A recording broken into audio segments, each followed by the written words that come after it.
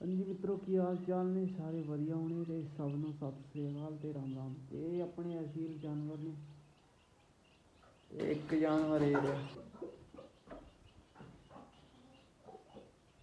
ਤੇ ਬਾਕੀ ਇਹ ਅਸੀਲ ਚੂਜੇ ਆ, ਦੇਖ ਸਕਦੇ ਹੋ ਤੁਸੀਂ। ਇਹ ਆਪਣੀ ਮੁਰਗੀ ਆ।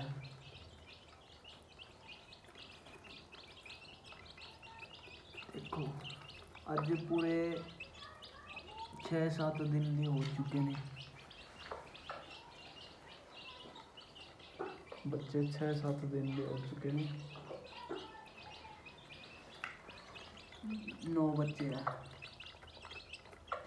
ਇੱਕ ਅੰਡਾ ਜਿਹੜਾ ਰਹਿ ਗਿਆ, ਨਿਕਲਿਆ ਨਹੀਂ ਉਹਦੇ ਵਿੱਚ ਕੁਝ ਵੀ।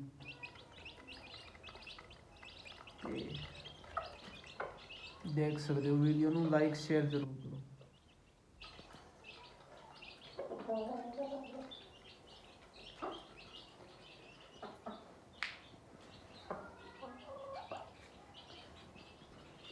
ਹਾਂਜੀ, ਧੰਨਵਾਦ।